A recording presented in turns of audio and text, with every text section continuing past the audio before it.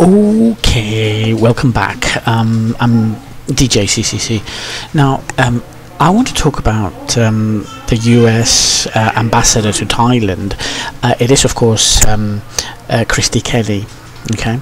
Now, Kristie Kenney has been she's been an interesting figure because she's she's a socialite, and she obviously enjoys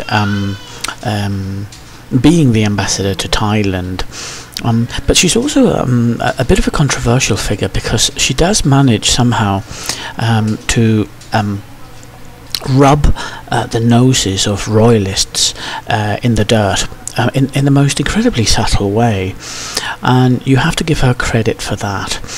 If you recall, there's been several protests outside the US Embassy during the time that Kristie Kenney has been ambassador to Thailand, and there was one period in time when Joe Gordon was in the news when his trial was concluded.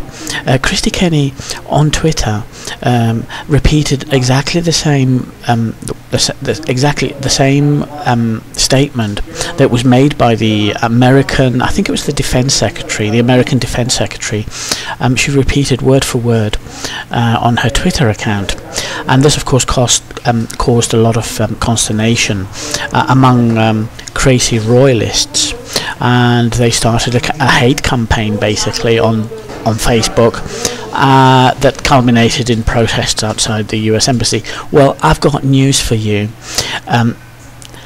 I've just seen a tweet by Andrew Spooner, and this could well turn out to be the next hotspot for Kristie Kenney, because she has been spotted in Thailand, and I'll show you the photograph just to show you that I'm not kidding. Okay, she's been spotted paying homage to the statue of King Taksin,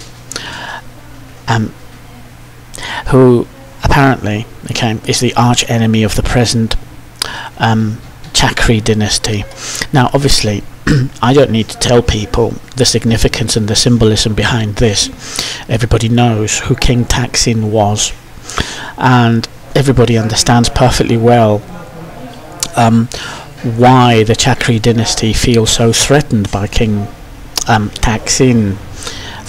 Rama I, that's the first Rama, was actually King Taksin's slave. He was his servant who killed King Taksin, and declared himself king. The whole Chakri dynasty is based on this one act of treachery, and the 9 Chakri Ramas understand the symbolism behind this perfectly well. King Bhumibol is not royal, he is the descendant of a slave, an Iranian immigrant who was Chakri, the first Chakri Rama. Now, for Kristie Kenney to suddenly appear, as this photograph very clearly shows, to pay homage, to stand in front of the statue of King Taksin, there's a very clear message here. The symbolism is not going to be lost on people. The United States has consistently shown its disapproval of the coup in Thailand by not inviting Prayut to the July 4th celebrations. That was one particular snub, and here we have another very, very clear message, which could or could not be interpreted as being a snub, but my guess is that it will be interpreted as some type of symbolic gesture, and possibly even an anti-royal gesture, although that would be taking it a bit far. But in Thailand, fanaticism runs so deep that it's almost certain that when royalists pick up on this, that there will be some fallout. After all, you have to remember that King Bhumibhol's role in the coup is very, very obvious. I mean, the king endorsed Prayut as the NCPO's leader, okay, as the junta leader. At the beginning he didn't, of course, but eventually he did, as this photograph shows very clearly. The king is at the center of the legitimizing process of the coup and of the junta. So to a certain extent, King Bhumibol is also responsible in some way for the disappearance of democracy in Thailand. And so for that reason, you know, linking one thing to another, there is a possibility that there could be some fallout. But of course Thailand is under martial law, and during the last protest outside the US embassy, I believe only one protester was allowed to make his protest.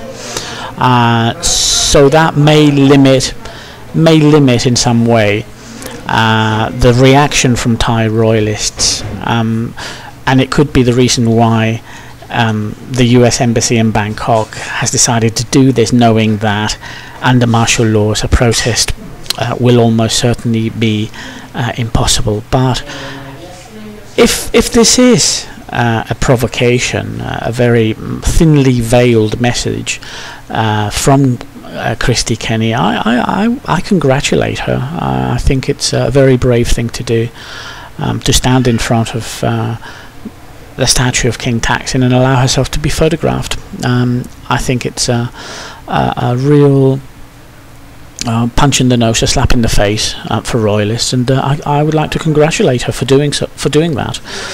Well done, Kristie Kenney.